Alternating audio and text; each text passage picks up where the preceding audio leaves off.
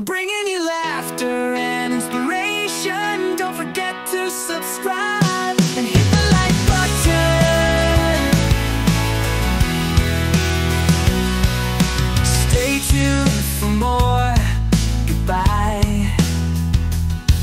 Outside of aspiration, don't forget to subscribe and hit the like button. Stay tuned for more.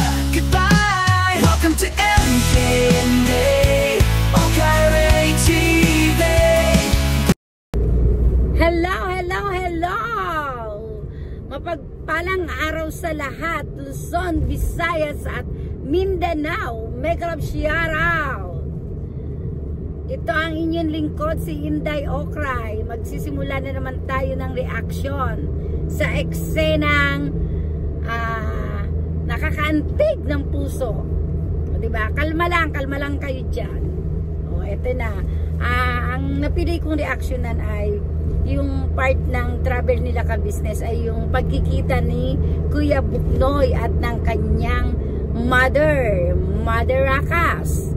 So, pasensya na guys, sandali lang. Kasi andito galing kami ng ospital. So, etong pag-uwi, naisipan ko dito ako mag-video sa loob ng sasakyan. At kung muuga-uga man ang boses ko ay inyo ng pagpasensya. Ito yung eksena na, umpisa na tayo. Ito na naman si Inday eh. Sinabi ng kumalma lang eh. Ito na naman ako. Ito yung eksena na napaiyak ako. Sobra talaga yung kahit naman sino talaga. 26 years ba naman hindi kayo nagkita? Hindi kayo nagkita. 'Di ba?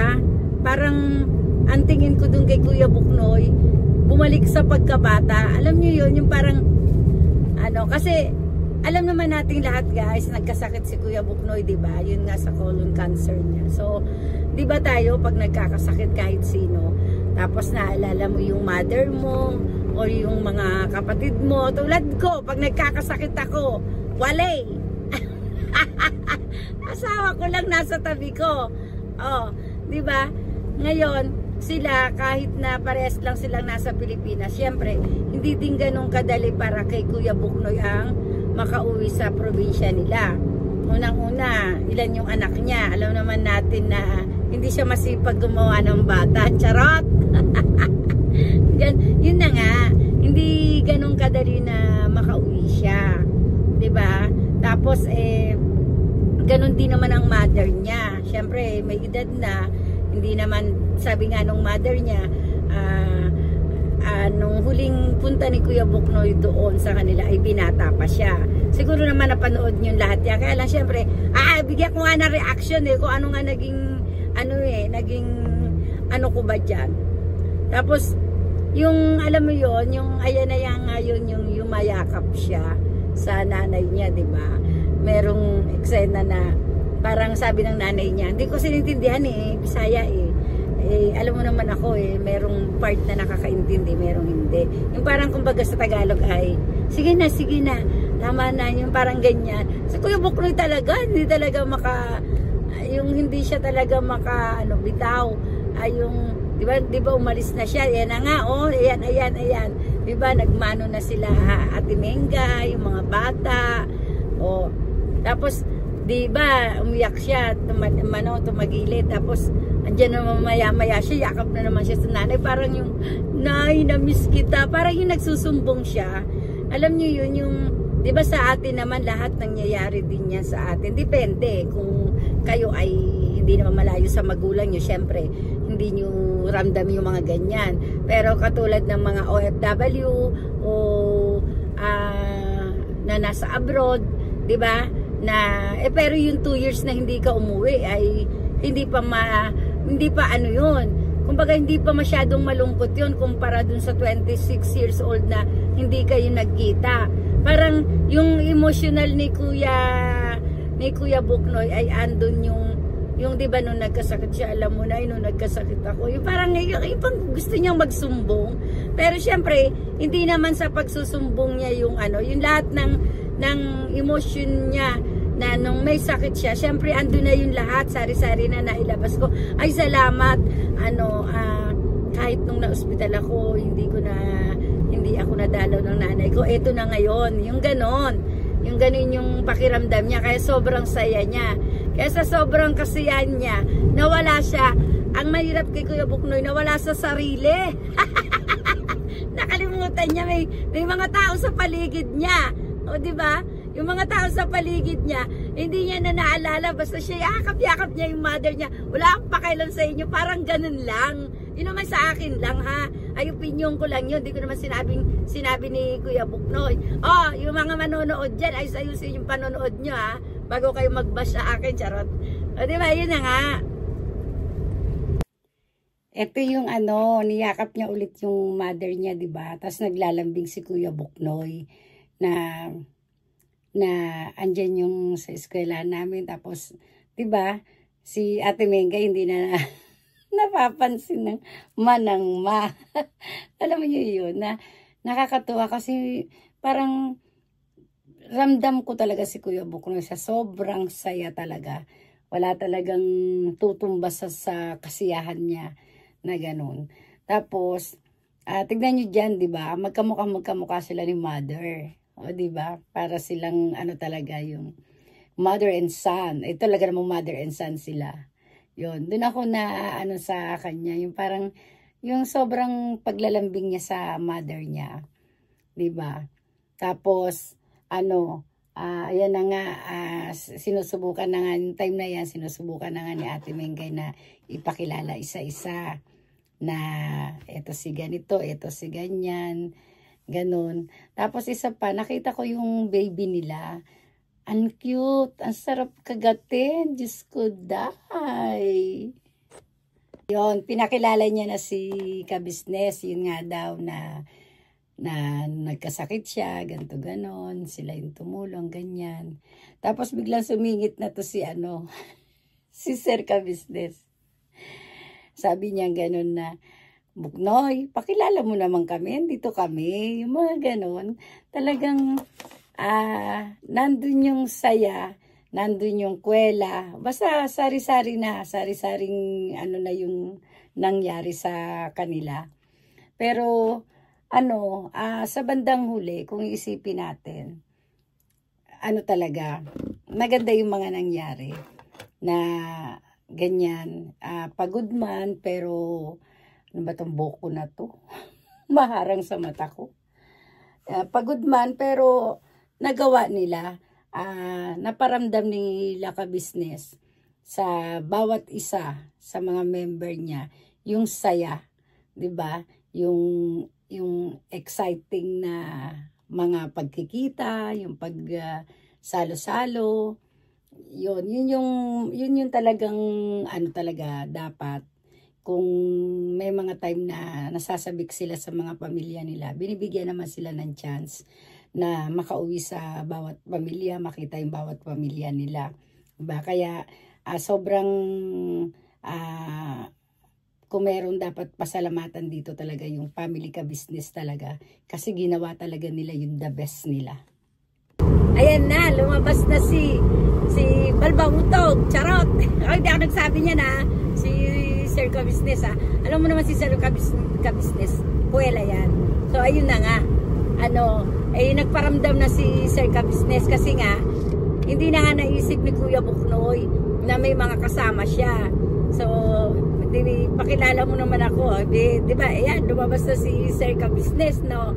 Tapos, nanay, ako po si Balbautog. Gusto, tawa talaga ako dun kasi pag nakakarinig ako ng mga salita na yung hindi familiar sa akin, natatawa talaga ako. Depende sa mga joke-joke. Ganyan. Natawa talaga ako sa pagkabalbautog ni Sir ni Sir Kabisnes. Ano ba yung balbautog na yan? Tapos, yun nga, nagmano na hanggang sa nagmano na nga isa-isa sila Papaya, sila Yutoy, yan. Pinakilala na sila. Ganyan. Alam, yung ang inaano ko dito, kahit na merong mga emosyon, lahat naman sila, di ba? May kanya-kanyang emosyon. Kasi kanya-kanya nga silang, isa-isa ng pinuntahan, di ba? Yung place ng bawat member. So, iba-iba yung emosyon na nangyari o nangyayari o mangyayari. Di ba? Kasi yung iba, hindi ko pa napanood, hindi pa naman na-upload. Ganyan. O, di ganun nga. Kahit na meron silang tulad like ni Kuya Buknoy na tears of joy, pero nandun pa rin yung kwela, yung hatiba, talagang balance talaga yung ano nila, yung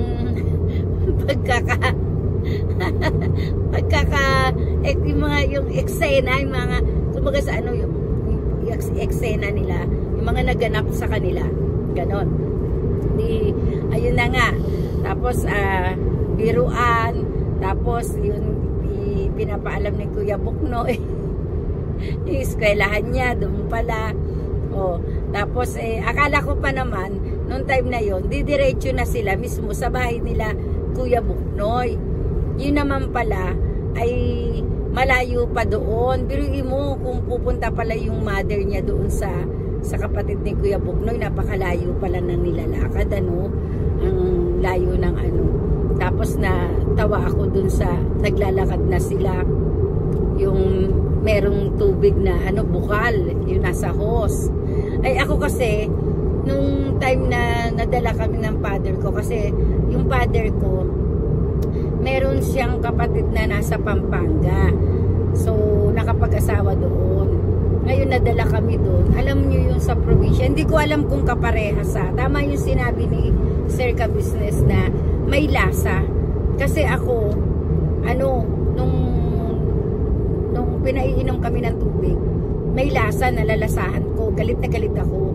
Tapos ginawa ng tatay ko, kasi nga ano ako hindi talaga ako iinom. Sabi ko, mamamatay na lang ako. Ngayon, ang father ko, nagbili siya ng buko para lagyan lang yung tubig, hindi ko malasahan. Tapos nagtimpla ng buko para makainom ako. Sabi ko, lasang kanal pa rin. Sabi ko, ayun. Pero, ang ganda nung ano, no? Ang ganda nung view. Yung nandun na sila sa pinaka-dulo-duluan, no? Nakarating sila dun sa ano, sa, alam mo yon, sa bahay nung kapatid ni Kuya Buknoy. Di ba ano nga si Sir, ano, yung sa Encanto, parang ano ng Encanto. Talagang ang ganda ng view. Di ba? Ang sarap magbakasyon. May ganda na meron akong takot na nararamdaman. Parang maganda yung view, kaya lang, pero nakakatakot, parang ganon. Kasi pag hindi ka talaga laking probinsya, parang ganon yung ano mo, di ba? Pero, ano, sulit talaga. Sulit yung pag-uwi para sa akin. Sulit naman yung pag-uwi nila Kuya Buknoy o kahit sino sa kanilang member. Talagang hindi lang travel yung ginawa nila. Nandiyan pa rin syempre kambal pa rin yung pagbibigay ng ayuda. 'Di ba? Yun talaga yung pinaka the best na ano na ginagawa ng ka-business, kasi hindi lang pamamasyal, alam mo yon. Syempre alam mo, kapag ka ikaw ay ang dami mong pinuntahan, alam naman natin lahat na tao ka lang para hindi mapagod. Pero ganun pa man, nandun pa rin yung saya nila na sama-sama pa rin sila, na nakukuha pa nilang, di ba, maghalakhakan, mag-joke ba, ganon. Kasi ako tulad ko, pagod ako ganon. Tsaka kahit hindi ko na mapuntahan yan, basta ayoko matutulog ako ng matagal, ganon ako. Pero sila talagang kakaiba, di ba? Hindi ko alam kung ano yung mararamdaman natin o mararamdaman nyo sa nakikita nyo, di ba? Kahit na ang iba akala nila huminto na ng pagtulong, hindi nila alam na syempre magbibigay din sila ng break sa sarili nila, dahil kailangan din nila syempre minsan magpahinga. O ngayon, ayan na, sunod-sunod na yung ginawang pagtulong. Di ba? Ito na yung mga hinaantay nyo. So, yun lang. Basta ako, nung time na pinapanood ko yung video nila, para lang akong luka-luka. May iyak, tapos biglang tatawa, di ba? Depende sa mga ano kasi nila ginawa nila. So, paano mga ka-business dyan, mga kapapadins at ka-family ka-business. Hanggang dito na lang po tayo. Dito ko nawawakasan. At nang makarami pa si Inday, charot. Diba? Eto na, maraming salamat. Tuloy-tuloy lang po tayo sa ating pagsusuporta sa KBO, Papadins TV, Ka-Business Official, at isama na rin natin ang mga kagwangs. Ganun din sa team ni Papadins, ang Team Kasag. Mega shoutout. At shoutout din po sa lahat ng solid supporters ng KBO at Papadins TV at Ka-Business Family. Ganun din binabati ko po ang lahat ng reactors na mga kasamahan ko. Mega love shoutout sa inyong lahat. Taong Gala Anime Reactors TV, Alminda Mix Vlog, Ma'am Flores Channel, Analisa Reality, at ang inyong lingkod. Meron pa pala, si Kalingap Turak, ang aking sweetheart na hindi ko pwedeng kalimutan. Tsaka yan yun lang, ang lagi kong nakikita kasi. So, mega love shoutout sa lahat. Sana guys, tuloy-tuloy lang po ang ating pagsusuporta sa kanila. At syempre sa amin na rin mga reactors. Maraming salamat sa walang sawang mga panunood sa aming mga video. Hindi man kami perfecto. Hindi man ako perfecto sa pagre-reaction, pero I try my best. Yun lang ang aking masasabi. So, ito lang ang bibitawan kong ibibigay na salita sa inyo. Mabuhay! At God bless po sa lahat. Thank you so much. See you sa susunod na kabanata. Kaya lang guys, pasensya na, medyo natatagalan talaga ako sa pag-upload kasi masyadong busy si Inday. Hindi lang po isa yung ginagawa ko. So, minsan hindi ko po natututukan talaga. Kaya, paumanhin. Maraming salamat po. Hanggang dito na lang po. Bye! Bira, Banat, Pak Ganern, Inday Okray TV. Shout out. Babush, signing out.